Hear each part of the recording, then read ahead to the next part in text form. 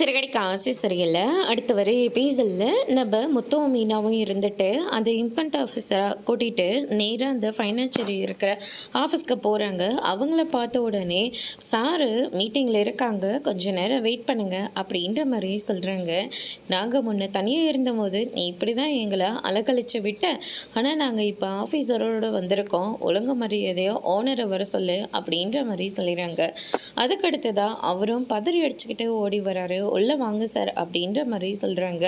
அதிகமாக வட்டி மேலே வட்டி போட்டு இவங்களோட வீட்டை நீங்கள் அபகரிச்சிருக்கீங்க, இதுக்கு என்ன ஃபைன்னு உங்களுக்கு தெரியுமா?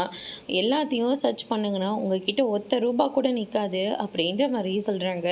அதுக்கடுத்ததாக உடனே அவர் இருந்துட்டு இந்த பணம் எதுவுமே என்னுடைய இது கிடையாது, எல்லாமே அந்த சிந்தாமணி அம்மாவோட தான், அவங்க சொல்லி தான் இவங்களுக்கு நான் பணமே கொடுத்தேன் அப்படின்ற மாதிரி நடந்த எல்லா விஷயத்தையும் சொல்லிட்டாங்க. இந்த விஷயத்த மொத்தம் மீனாவும் விஜயா கிட்ட சொல்லவும் விஜயாவும் பார்வதியை கூட்டிக்கிட்டு நேராக சிந்தாமணியோட வீட்டுக்கு போகிறாங்க.